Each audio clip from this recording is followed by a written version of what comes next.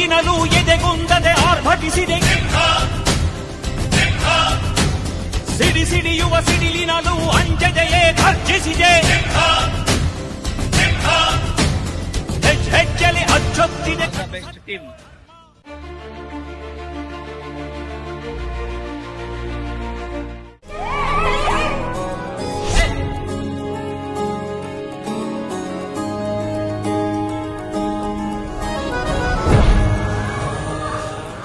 ಪ್ರಿಯ ವಿದ್ಯಾರ್ಥಿಗಳೇ, ಇವತ್ತಿನ ದಿನಮಾನಗಳಲ್ಲಿ ಮಹರ್ಷಿ ವಾಲ್ಮೀಕಿ, ಡಾಕ್ಟರ್ ಬಿ.ಆರ್. ಅಂಬೇಡ್ಕರ್ ಮತ್ತೆ ಬುದ್ಧ, ಜಗಜ್ಯೋತಿ ಬಸವಣ್ಣರವರ ತತ್ವಗಳನ್ನು ಅನುಸರಿಸಿ ಅದೇ ರೀತಿ ಯಾವುದೇ ರೀತಿಯ ಸಿನಿಮಾಗಳಲ್ಲಿ ನಡೆತಕ್ಕಂಥ ನಟರ ಮಾತುಗಳನ್ನು ಅನುಸರಿಸಬೇಡಿ. ಈಗಿನ ಕಾಲದಲ್ಲಿ ಹೊಟ್ಟೆ ತುಂಬ ಅನ್ನಿದ್ರು ಕೂಡ ಹೊರದುಡಬಲ್ಲರು. ಆದರೆ ಶಿಕ್ಷಣವೆಂಬ ಅಸ್ತ್ರ ಇದ್ದರೆ ಯಾರು ನಮ್ಮನ್ನು ಹೊರದುಡುವುದಿಲ್ಲ. ಅದೇ ಈ ಸಂವಿಧಾನದ ಮಾತು. ಅದೇ ರೀತಿ ಶಿಕ್ಷಣ ಎಂಬುದು ಒಂದು ಹುಲಿ ಆಗಿದ್ದಂತೆ ಅದನ್ನು ದುಡಿದವರು ಎಲ್ಲರೂ ರಚಿಸಲೇಬೇಕು ಎಂದು ಡಾಕ್ಟರ್ ಬಿ.ಆರ್. ಅಂಬೇಡ್ಕರ್ ಅವರು ಹೇಳುತ್ತಾರೆ. ಇವತ್ತು ನಾವು ಕಷ್ಟಪಟ್ಟು ಕಣ್ಣಿಡಿದ್ರೆ ಮುಂದೆ ನಮಗೆ ಯಾವುದೇ ರೀತಿಯ ತೊಂದರೆ ಬಂದರೆ ಜ್ಞಾನವೆಂಬ ಕಣ್ಣಿಂದ ಈ ಜಗತ್ತಕ್ಕೆ ನಾವು ಹೋರಾಡಬಹುದು.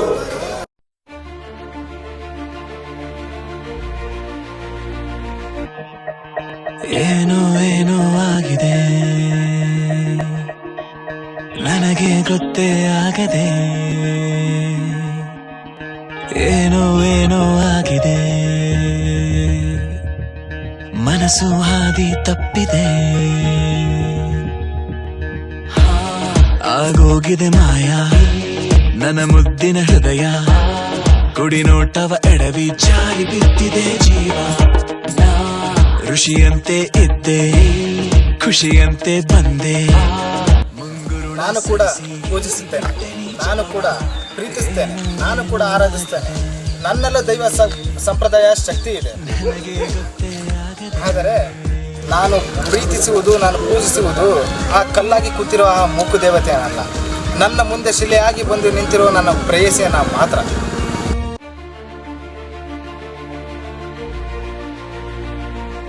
ವೀಕ್ಷಕರೇ, ಕಲಾ ಪ್ರೇಮಿಗಳಿಗೆ ಎಲ್ಲರಿಗೂ ನಮಸ್ಕಾರ.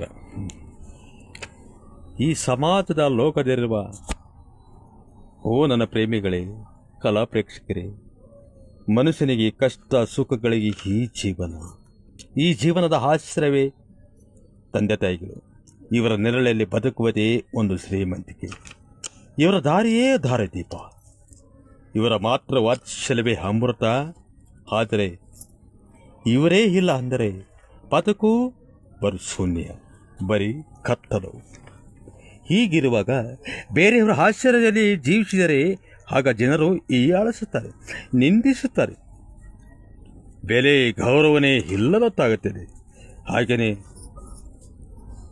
ಕರಳು ಬಳ್ಳುಗಳಾದ ನನ್ನ ಮಕ್ಕಳು ಆಗ ನನ್ನ ತಂಗಿಯನ್ನು ಯೋಚಿಸಿದರೆ ಕೊನೆಗೆ ಆ ದೇವರು ಯಮನಾಗಿ ಬಂದು ನನ್ನ ತಂಗಿಯನ್ನು ಕೊಲೆ ಮಾಡಿಸಿದ. ನೋಡಿ ಪ್ರೇಕ್ಷಕರೇ, ಹೇಗಾದರೂ ನನ್ನ ಜೀವ ಕಲ್ಲು ಮಾಡಿಕೊಂಡು ಮಕ್ಕಳನ್ನು ನಂಬಿ ಜೀವನ ಸಾಗಿಸುತ್ತೇನೆ. ಮುಂದೆ ಈ ಪರದೆಯ ಮೇಲೆ ಕಥೆಯ ಸಾರಾಂಶ ನಿಮಗೆ ಗೊತ್ತಾಗುತ್ತದೆ. ನೀವೇ ನೋಡಿ, ಆನಂದಿಸಿ, ಆರಾಧಿಸಿ.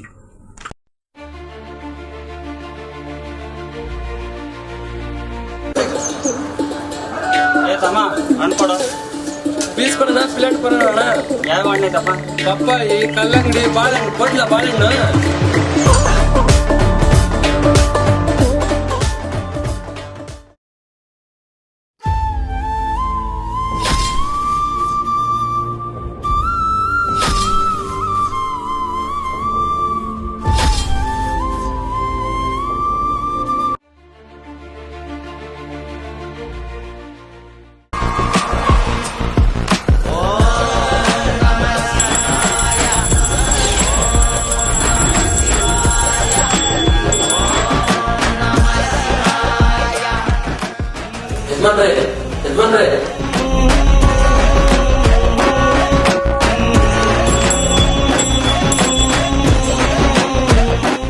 ಯಜಮಾನ್ರೆ ನಿಮ್ಮ ಕಾರ್ಯ ಎಲ್ಲ ಸಕಾರ್ಯವಾಗಿ ನಡೆಯಲಿ. ಯಜಮಾನ್ರೆ ಪ್ರತಿ ಬಾರಿಯಂತೆ ಈ ಸರಿನೂ ಕೂಡ ಟಿಕೆಟ್ ನಮ್ಮ ಕೈ ಸೇರದೆ ಆ ಮೂಲೆ ಮನೆ ಸಿದ್ಲಿಂಗ್ಗೆ ಸೇರಿದ ಸೌಕರ್ಯ.